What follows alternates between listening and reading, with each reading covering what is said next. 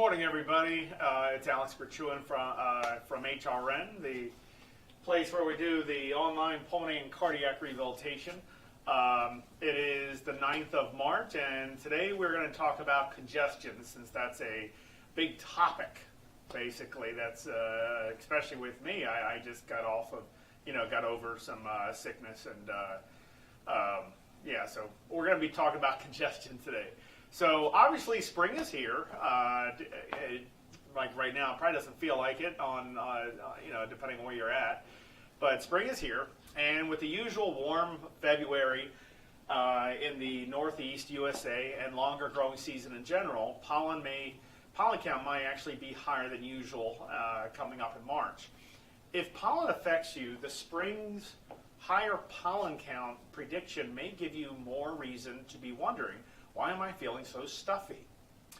Congestion is the way can be a troublesome symptom for people with lung disease, such as asthma, COPD, or chronic obstructive pulmonary disease, or bronchitis.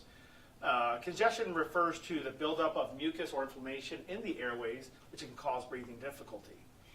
Coughing and wheezing and some of the other symptoms, of course, can obviously follow along with it.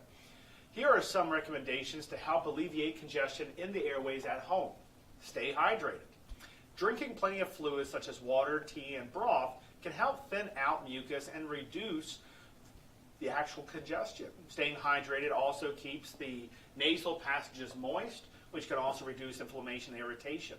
One thing that I've seen in the past is where we drink a lot of green teas. Okay, so things like citrus fruits, things that have mustard in it. There's a lot of recommendations if you do research on how to reduce histaminal reactions or allergy attacks, especially with pollen. But when cleaning, so we're going to be talking about some of the use, especially with like humidifiers. So the use of a humidifier, adding moisture to the air can also help relieve congestion, and of course can also lower the pollen level in your home. A humidifier can also keep the air moist, making it easier to breathe. Be sure to keep your humidifier clean to prevent the growth of bacteria and mold, as, of course, mold loves moisture. Be sure to keep your humidifier clean to prevent the growth of bacteria and mold. Now, what kind of mold? Doesn't matter. It's just mold in general. I mean, we really look at the black mold, but any type of mold, coming into your body is obviously not a great thing. So while cleaning your humidifier, first check the manual, your instruction manual. I'm talking about the manufacturer's manual. If you have one, of course, or look it up online. A lot of times, a lot of things are, even if you buy it, you can actually look up some manuals based off the manufacturer itself and download a manual if you don't have one or if you lost one. So if you have one, or you can obviously look it up online by the manufacturer's model. Generally, disassemble the machine and use of half vinegar and half water solution, 1-on-1, to wash and wipe down the equipment and water container. Wipe dry with a clean cloth and leave it out in the air to dry before using the humidifier again. Doing this periodically will help prevent the healing effect of your humidifier from turning into a pool of bacteria that may instead harm your breathing, of course. Nasal irrigation is our next topic. Nasal irrigation, also known as saline rinse, can help you flush out mucus and reduce inflammation. There are different types of ones out there. We can look at the Neomed rinse kits. The neti pots are very popular. Those are gravity-fed. Neomed rinse kits are pressurized fed, meaning you squeeze the container, you put it in your nose, and it will flush out. It is important to remember the following instructions on the nasal rinse packet. Make sure you use the correct and clean water for your rinse. Never, ever, ever use tap water, of course. This presents a risk of the amoeba. Sorry, my vision is a little off. I don't have my glasses. Contamination, which obviously can be fatal. So, steam inhalation. Inhaling steam can help reduce congestion and loosen mucus. You can do this by taking a hot shower or using a steam inhaler. Tip from Mel: if you have a Dutch oven, you may also stand over a Dutch oven on the stove and have it start steaming water over medium heat. The steam will then reach, of course, your face as it evaporates and comes up. You can also then add essential oils to help aid and loosen congestion, like eucalyptus, peppermint, basil, tea tree, or lemon oil. Now, over-the-counter medications have, such as decongestants and antihistamines, can help relieve congestion. However, just be sure to read the label carefully and follow the recommended dosage. In addition to speaking with your doctor, if you have multiple medications, these medications may have side effects that may interact with your other medications that you're taking. Now, we're going to look at chest physiotherapy, okay? So we talked about this prior with chest physiotherapy. Instead of looking at that medical term, chest physiotherapy, what is chest physiotherapy? Chest physiotherapy is basically the vibrations in the lungs caused by auscultation or vibrations with a machine that will allow the vibrations to mobilize that congestion as it rattles in you to bring up, and so you can expectorate and you can cough. So chest physiotherapy done at home is actually fairly easy. It's very common with people with bronchiectasis, chronic bronchitis, cystic fibrosis, and a lot of other types of complications with those types of patients with congestion. Or if you yourself have congestion problems. And mind you, I'm not talking about nasal congestion right now, because we were just talking about needle med rinse kits, neti pots, saline rinses, and things like that. We're talking about the lungs. So just because you might be congested in your nose doesn't mean you're necessarily congested in your lungs. So doing something very simple to understand this is first understands the problems we see with congestion. If I leave congestion inside my lungs, what happens after a while? My airways desensitize. Okay, it desensitize. Jennifer, yes, distilled water only when used for a humidifier is the best recommendation. So I was talking about with congestion, we're talking about the lungs. So with chest physiotherapy, there's a bunch of ways we can do to remove congestion, and of course we can do this by ourselves and with the use of our own hands. So the recommendation on this is, of course, laying down. You can do what we call a reverse Transdellenberg. Don't let that name fool you or scare you, because I know it sounds very, sounds like a very long, made-up word, but of course all words are made up. Anyways, reverse Transdellenberg is what you're doing is you're putting a pillow underneath your hip, you're laying down flat on a bed, putting a pillow underneath your hip, and what that's going to do is tilt. Basically, your hip is higher than your head, and you're using gravity to pull so the congestion can start sliding its way out. That's called a reverse Transdellenberg. If you can't tolerate a reverse Transdellenberg, or where the hip is elevated higher than the head, if you can't tolerate that, and people with intracranial problems, especially with higher pressures in their brain, that might be completely contraindicated, meaning we can't do that. So if you can lay down flat on a bed, which I believe you should be able to, but let's just say, if you can lay down flat on your bed, you're going to cup your hand. You're going to put one hand, mind you, I'm laying flat on the bed. I'm going to cup my hand. I'm going to start on my lower side of my ribs. Okay, that's where because posterior to that is your lungs. So I'm going to cup my hand. I'm going to start clapping. Now remember, you're not slapping. You're cupping it. Cupping your hand can cause resonant sound. That resonant sound will cause vibrations in your lungs. And help rattle that congestion out. Of course, would it be recommended first, like step one, would be drink plenty of water first to help loosen that congestion. That might take about 5-10 minutes for those mast and globulate cells in your to produce enzyme to loosen up that thick congestion if it is thick. So it is a recommendation to drink water before you do this, or just make sure you're well hydrated. So you're laying down and you start cupping. You're going to start with 5 minutes on each side. So 5, I prefer 10 minutes, but let's say 5 minutes on each side. And all you have to make sure you're doing is breathing in and out. Because that breathing, your cilia, will help pull that congestion out as you're breathing in and out, just kind of aiding in the process of removing that congestion. So you start with one side, okay, and then of course you start with you work on the other side after that, okay. It is best to have a rag or something, and of course obviously making sure we're staying hydrated. But why don't you do this with me really quick? Why don't we all sit up straight, okay? Just sit up straight. I'm going to grab my chair, because when you're doing chest physiotherapy, it is best if you're laying down, but it also is not preferred if you're standing up. The reason is that when you're breathing in and out, clamping, it might cause some dizziness spells. And we obviously don't want that to happen, but that might happen, of course. Because of that, if you're sitting down or if you're laying down, you don't have to worry about balance being an issue. So what I'm going to do is I'm going to put one hand on my head. In this case, it's my left hand. I'm going to cup my hand.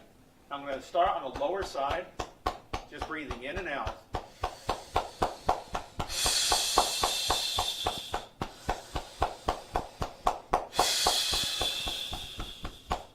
Make sure you're not just touching it. Make sure you're causing vibrations. So you might have to be a little aggressive with yourself. After you do 5 minutes on one side, take a deep breath in, cough. Again. And a third time. Remember, a good definition of a good cough is the deeper the breath, the bigger the grab of that congestion so you can pull it out. Okay, make sure you're not coughing like this. Make sure you're taking a deep breath and then cough. Then, of course, you're going to repeat to the other side, too. Start cupping it. You can do this with me. Breathe in. Breathe out. Breathe in. Breathe out. Breathe in. Breathe out. Take a deep breath in, nice and slow. Cough. Again, cough. And last one. Always do 3 coughs. Okay? So with chest physiotherapy, I'm going to go ahead and stand up now. So with chest physiotherapy, when do we do chest physiotherapy? When is it appropriate to do chest physiotherapy? So chest physiotherapy is done as needed. So Jeff and Nancy Shea, I mentioned this in the beginning of it. You might have to, after this, once it's, you might have to rewind it to go in the beginning. But yes, I did talk about head, nose, and nasal congestion, throat, stuff like that. But when you're looking at throat congestion, all you're doing, it's a little conflicting. If you're saying throat congestion, what do you mean by that? Around your vallecula area, like you have some congestion in your mouth. Well, then you should be hydrating. Warmer water or teas to drink might actually help mobilize those a little bit better. But it's not necessarily like throat congestion. There's no real thing like throat congestion. But if you have a lot of thick congestion in your mouth, then you obviously want to try to drink some more warmer waters, just because it might actually help. Teas, green teas, anything like that will actually help quite a bit. So I hope that helps. Constant throat clearing. If you're clearing your throat a lot, you might have postnasal drip. Okay, if you're clearing your throat a lot, so that's definitely something to talk to an ENT specialist or go to a pulmonologist or your primary care doctor and just explaining that, because that might be something that is from your nose that's leaking down, kind of dripping. It's called postnasal drip. And then we have a problem called a silent aspiration, which does happen often. Silent aspiration is where you're inhaling the congestion that's coming down from your nose from postnasal drip, and you're inhaling it, but you don't realize you're inhaling it, as it's considered silent aspiration.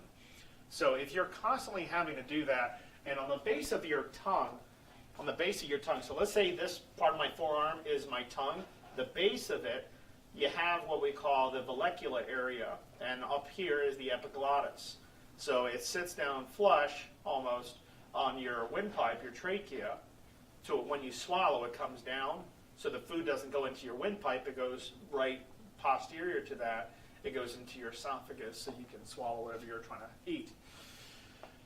So if I have congestion in my lungs, and let's say I left it in there, what's the potential problems with that? Pneumonia? Sure. That's the least of your worry, by the way. Yeah, I hope everyone understands that. That's the pneumonia, lung infection is the least of your worries. When you leave congestion inside of you, okay, you are desensitizing the airways because you keep having things or stuff like mucus and congestion inside your lung fields. So imagine it like this, okay? Your body doesn't like to be stressed out. It also would like to adapt to the environment it's currently in. So let's say I take something and I hit myself on my arm. Okay, let's just pretend.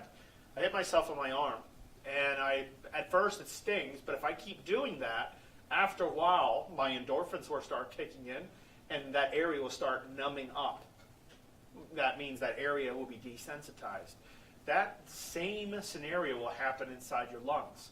If you leave congestion in there, it causes a lot of irritation.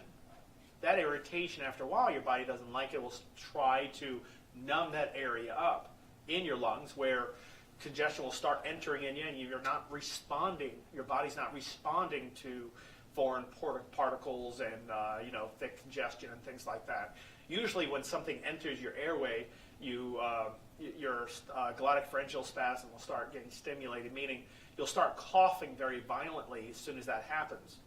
In this case, if you leave congestion inside your lungs, you're basically drowning to death, in a sense. You're kind of suffocating in your own saliva, okay? Because your body should be getting rid of it, but you're leaving it in there because you're not mobilizing it. You're not breathing in deep enough. Maybe your breathing is too shallow. So sure, it could cause pneumonia, but what it really will cause is, I think you understand, it will cause death.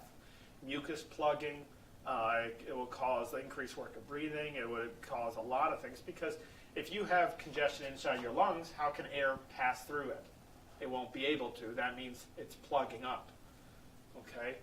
So most of the time, if you went to the hospital with an airway that's not protected by your own body, most of the time you get trached, meaning you get a tracheostomy because you can't protect your airways.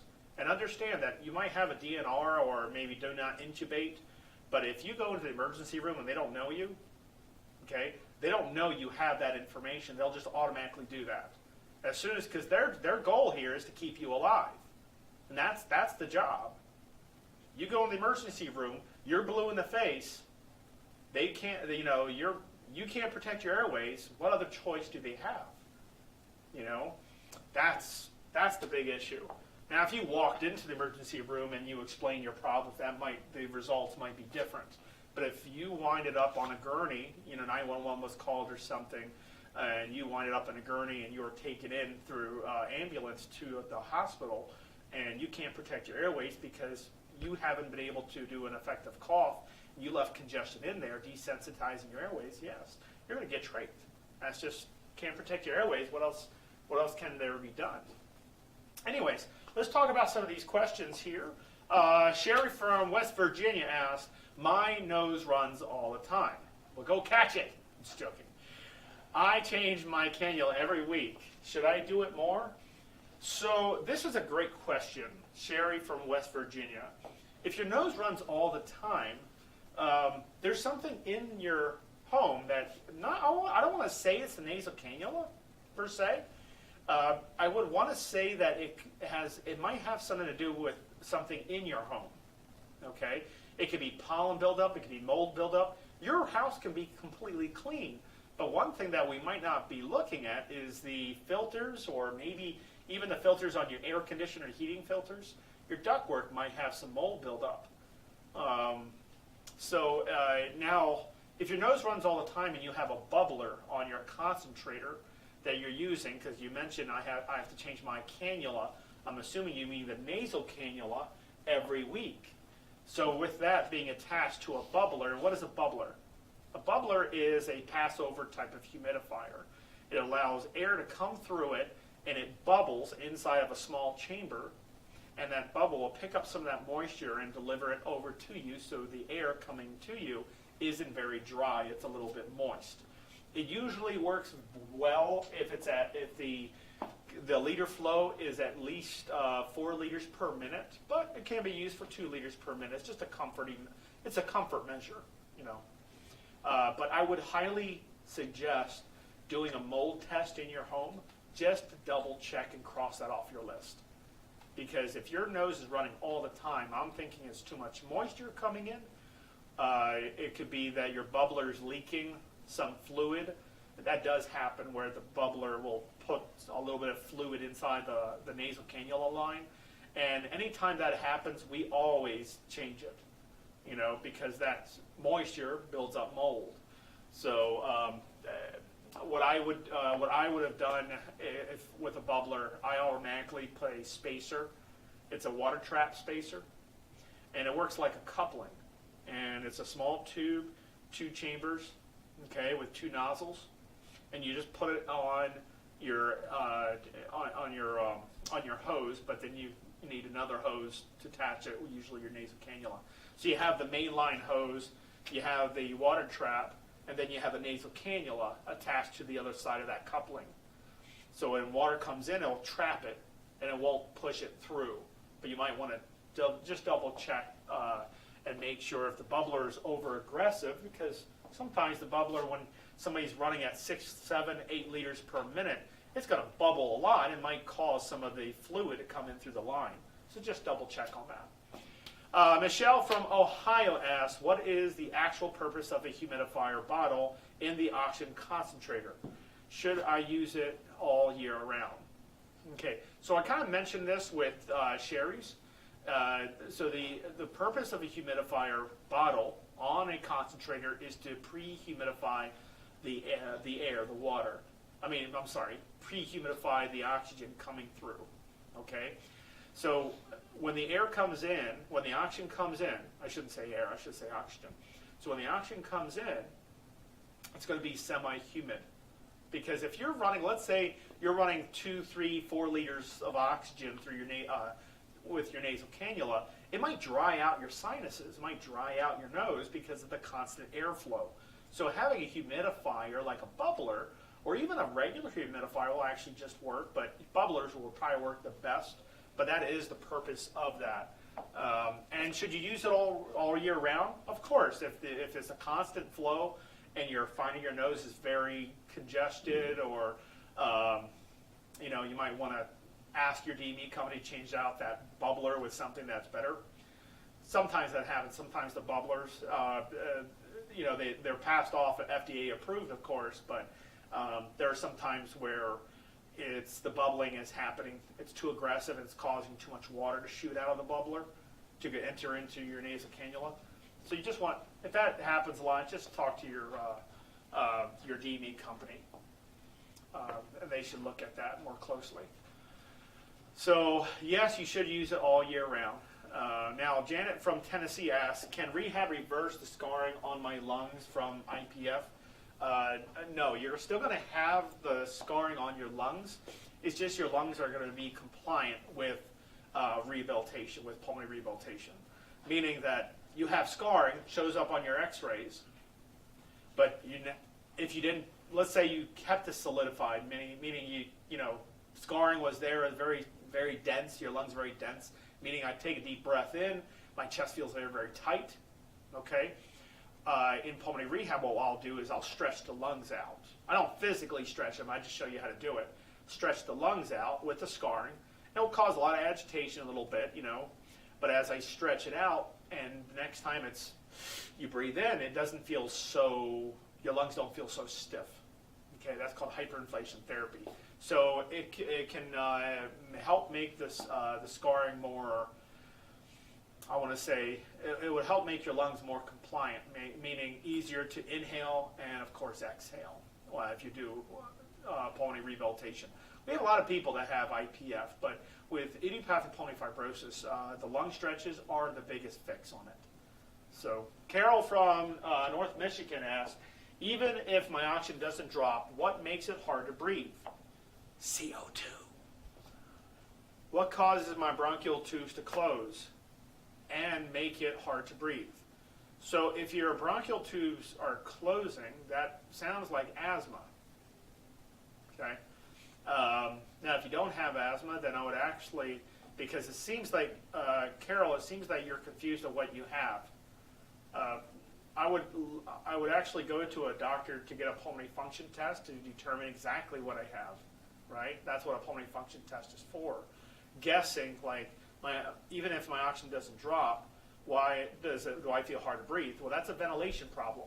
That means oxygen doesn't drop when I'm out of breath. That's everybody should be knowing that by now from how many times we've explained this, but I'm not trying to be, I just want you to understand that it's CO2 that causes out of breath, not oxygen. Okay? CO2 that causes out of breath, not oxygen. So your oxygen levels can be high and still be out of breath because it's not the oxygen that's causing the out of breath. It's the CO2 that's causing the out of breath. So, and what causes my bronchial tubes to close? That's why you probably have to do a provocational dose of 20 or something. Going to a doctor and or a pulmonologist, which is a doctor too, but going to a pulmonologist and having them test you on different irritants, what we call provocational dose, and what they'll do is they'll purposely get your lungs to, your bronchial tubes to start wheezing and closing up a little bit, and they want to see how much it alleviates with a certain medication, or does it alleviate itself, does it dilate by itself after a little bit. So these are tests that are performed inside of a doctor's office. So what causes my bronchial tubes to close? We would need more testing because, we can say congestion, we could say inflammation, we can say, a different type of disease, we can say a lung collapse, we can say all sorts of things, just a plethora of all these different topics to kind of explain what can cause the bronchial tube to close. It could be mucus plugs, it could be, so like I said, testing would have to be necessary for that. But I would need more specifics, meaning I would need to see, I would have to see you or, something like that, or talk to your doctor about, what types of problems are you having. And, but it seems like the problem that you're having isn't being explained to you because you're confused what causes my bronchial tubes to close. So anyways, that's the best way I can answer is talk to your doctor about that, because it seems like you have something that you might not know you have. Because you didn't mention asthma or anything else. So anyways, I'm going to move to the next question. I hope that helps. I know it's an easier answer, talk to your doctor, and it's, but that's really what you should be doing is talking to your doctor. Next question is, what is the difference of a mucus plug and regular congestion in the lungs? So regular congestion in the lungs are loose. Okay, they're loose. Mucus plug is a thickening, a really, really thickening of congestion. It's it could be due to a lot of different things, but usually it's somebody's not hydrating very well. They're not drinking enough fluids, not drinking enough water. And let's say the person drinks a lot of water, but they drink caffeine that's a diuretic, or they eat something that's also diuretic. They take a medication that's a diuretic. Everything you just brought in is just going to come right out, and you can still be dehydrated because of that. So mucus plug is a very thick globule of mucus that plugs your airway, so you can't get oxygen in, you can't get CO2 out. Diane Pierce, how can you lower CO2? First off, Diane, you don't ever want to lower your CO2 all the way out because you would die. It's what's keeping homeostasis, meaning keeping the equal, everything, chemistry, everything the same. So you don't want to take out all your CO2 because that's called hyperventilation. And when we hyperventilate, we pass out. So you can lower your CO2 simply by breathing out. So right now, getting rid of CO2 is very easy. You just breathe in, breathe out. There you go. You just lowered your CO2. breathe more often, you're lowering your CO2 even more. If you breathe too radical, then you're going to hyperventilate, getting rid of too much CO2, and you're going to start feeling lightheaded and dizzy and possibly faint and pass out. Okay? So we don't want to get rid of our CO2. We just don't want to have too much in. Just like with oxygen, we don't want too much oxygen in your body because too much will cause your heart rate to slow down or a lot of other problems, right? Too much of anything can hurt you. You're very welcome. Now, anybody else have questions? I'll be happy to address any types of questions in regards to congestion and chest physiotherapy, anything like that. Okay. Pursed lip breathe. So pursed lip breathing works on Charles and Boyle's law. You have to be able to do it correctly in order for pursed lip breathing to work. The point of pursed lip breathing is to create pressure in your airways. Okay? Good morning. High pressure always follows low pressure. Okay? So if I have a tank filled with air, I open up the control valve, the air comes out because of the pressure. High pressure follows low pressure as it comes out, right? So when I pursed lip breathe, I'm focusing on oxygenation. It does help with some of the ventilation, but it specifically is for oxygenation the most. So how do I pursed lip breathe correctly? How do I know I'm doing it correctly? A lot of people will do something completely incorrect, and they'll do something like this.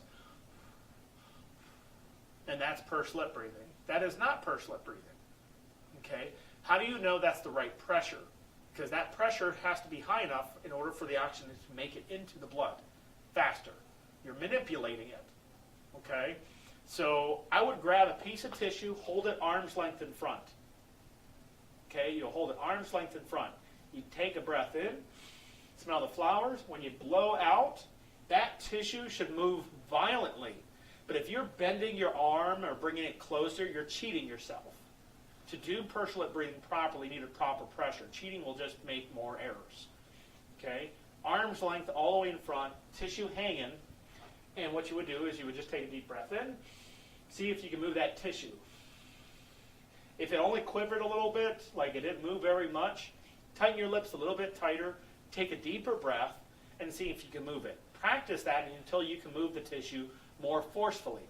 That's the pressure you want to remember and use when you want to pursed lip breathe correctly. Okay, I hope that helps. Any other questions? So remember our website is homerehabnetwork.com. We did open up a new week in mynewlungs.com, which is a self-paced program. So I would highly suggest actually going into the homerehabnetwork.com to take a look at us, but also look at My New Lungs. There is a lot of great things. Tons of videos on there. So I would definitely take advantage of that. Diane Pierce, do you get enough of oxygen at night while wearing oxygen if you sleep with your mouth open? Great question. No, you don't. Because if you have your mouth open, the oxygen is just going to bypass. But understand, if you're still breathing throughout the night, the nasal cannula will still bleed the oxygen in.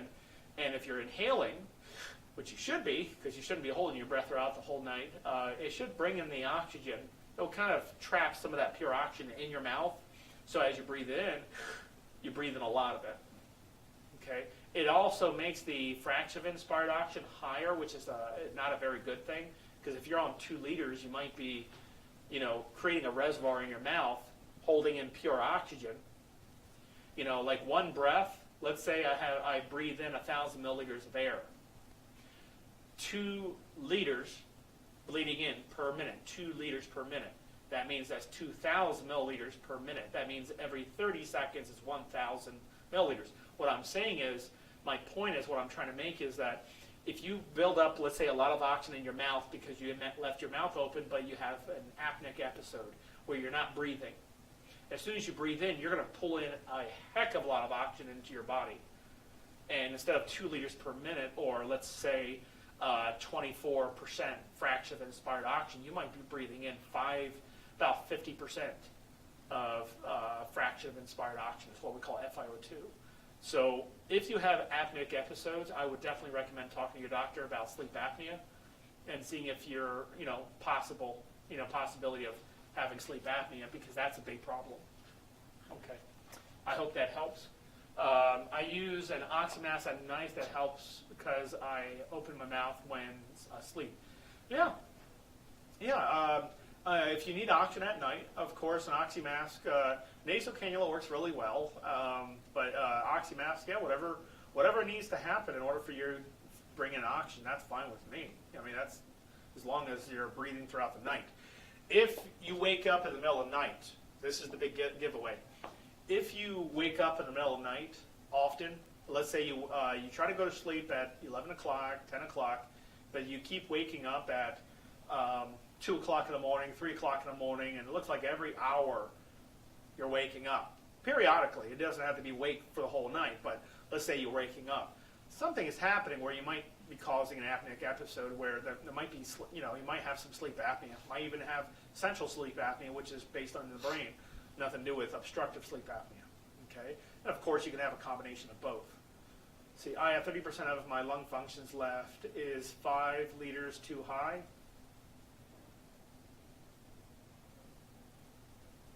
Okay. Shirley, Sweeney, if you have 30% lung functions left and you're asking if 5 liters is too high, what you would do is you go into pulmonary rehab to increase your lung functions. You do know that's what we do here. We can't say we guarantee it every time, but usually every single person gets an increase in lung functions. We increase the lung functions, and we start weaning them down. So 30%, I don't know if that's it's too much. The information is not concrete. I would need more information, but you're talking about I have 30% lung functions. I would increase my lung functions, increase the surface area in your lungs, so you can come off that 5 liters. I can't tell you if 5 liters is too high, because if you're breathing shallow and you have 30% lung functions, 5 liters might be perfect for you, because you're breathing too shallow and you're not bringing enough oxygen into your body because, of your, not just because of your lung functions. You don't have to have lung disease in it per se. You don't have to have COPD to breathe shallow. Somebody's breathing shallow, their body, a human body sometimes needs a gallon of air. A gallon, not a teaspoon. So you're only inhaling a little bit when your body needs more. So because you're only breathing in a little bit of air, and that's not enough for this whole entire body, you're giving it a tablespoon, and when it needs a gallon, it's not going to be enough. So then we give you supplemental oxygen to keep your oxygen levels high because you keep breathing shallow. It's not enough oxygen, so to compensate, we give you supplemental oxygen to keep your levels at a better normal. Okay? So I would need more information, but I would definitely go into pulmonary rehab and talk to your assigned clinician, or talk to a clinician like somebody like me or Dr. Shaw or somebody, and just explaining the problems that you're having. People are on different cause their self. People are on different cause their self or body ache. No. Okay. Any other questions? Now, there's another question. Do you recommend any devices like hand massagers to alleviate congestion? Yes, there are different ones out there. There are percussors. You want to make sure you look up percussors. Okay, chest percussion machines. You don't have to get the Bentley of all of them, just something that, even the chest air physio, there are, air physio is actually a device you breathe out. There's the VPEP, Arabica, Acapella. You can do chest physiotherapy yourself with your own hands. You can actually also mimic this with your own mouth without buying anything. Can you bring a close-up on me, on my face, please?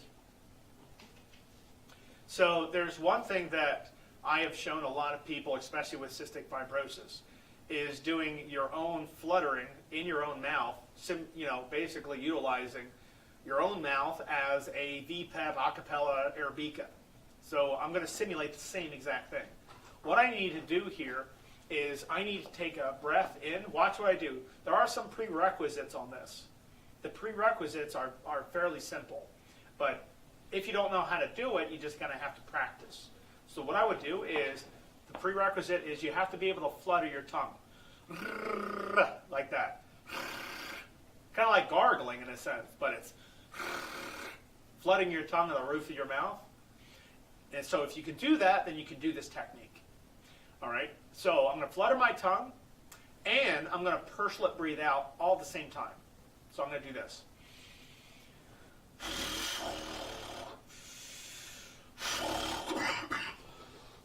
As you can see, it does work quite a bit. Woo! Oh, got a lot of, I was sick in the last week, so anyways, getting rid of some of that residual. So if you flutter your tongue, it looks silly, but I tell you, it vibrates your lungs just as much as an acapella, VPEP, Airbeak, whatever, any air physio. It will do the same thing, okay? But this way, you don't have to buy anything. You can just use your own mouth to simulate the same exact technique to help mobilize congestion. Okay. Rex says, I'm on 2 liters of oxygen, 30 lung function. I was trying to say people are different. I just messed up saying it. Sorry. No, no worries, Rex. No big deal. No big deal at all. Okay. Is there any other questions that anybody wants me to relay? We can talk about anything if you want. We have a little bit of time left. So I'll leave an extra minute up here. I'll leave a minute for somebody to write down a question. You can talk about anything. Okay? We can talk about walking and breathing. You can do all sorts of stuff. How about this? What does everybody want me to talk about on Tuesday of next week? Give me a topic, and I'll bring that up. It doesn't matter if each and every one of you have a different topic. I just would like to see what topic would you like me to talk about for Tuesday. So when you come in on Tuesday, when you do your when you're showing up for the live feeds on Tuesday, I can bring that up and explain exactly on that specific topic. So go ahead and give me a question or give me a topic that you would like me to introduce on Tuesday if I haven't covered it already. If I already covered it and you want a refresher, bring it up anyways. I'll leave a little bit more time there. Walking and talking or exercise and talking. Oh, the talk test. All right, all right. Let's see. Treadmill or bike better use? Bike is better to use first because if you're out of breath, you're already sitting down on a bike. Treadmill, you would have to find a seat. So I feel safer if people were on. So I got breathing while walking. I see up incline. Walking and breathing at the same time. Okay, we could do that. Back pain. Yeah, I could definitely go over something like that. But we got to make sure we can't add in like scopolamine patches and things like that, or lidocaine patches, or scopolamine is actually a patch that it decreases congestion, and that does cause a lot of mucus plug-in. But I'm talking about a lidocaine patch and things like that. So I can't use name brand stuff in here when I'm doing this unless we are partnered up with that manufacturer or pharmacy or pharma company. But yeah, I can talk about back pain, stages of COPD. Love it. Stages of COPD. Diane, not bad. Does everyone know all the 5? We can bring up all 5 and describe exactly which each and every single one does. How about this? I'll throw this one at you. Okay. What's the difference between cardiac arrest and a heart attack? They're different. They're not identical to each other. A sudden cardiac arrest versus a heart attack. What's the difference? Would anybody know? I'll bring that up next time. Go ahead and do a little research on it. But there is a big difference on it. I could tell you the answer right now, but I think it's fun if you try to do your own research a little bit, being a little preventative and active, especially in what you want to know. But find out what's the difference between a heart attack and a sudden cardiac arrest, okay, or cardiac arrest, okay. Just FYI, has something to do with blood flow, and one has something to do with electricity. Okay? I'll throw you a little hint. Okay? One has something to do with blood flow. The other one has something to do with electricity. Okay? I know, you're like, what is it? You gotta look it up to find out. Anyways, look over the counter medications. Yeah, we can talk about things like that. I have, anaphylactic asthma and bronchiectasis. It is causing pulmonary hypertension that I would like to hear more about. Okay, we can talk about that. Okay, well, everybody, then that's it. I'll see you next time. If you write down more on these comments, we'll be glad to, if you write in the comment section after this, we will look at it next time, or we'll look at it after this. And if you bring up some good topics, yeah, we'll bring that up for our next session. Okay? Please follow us on YouTube, Twitter, Instagram, and Facebook if you haven't already. We have a lot of good material, a lot of things happening, and we would like you to be a part of that. Anyways, see you guys. Bye-bye.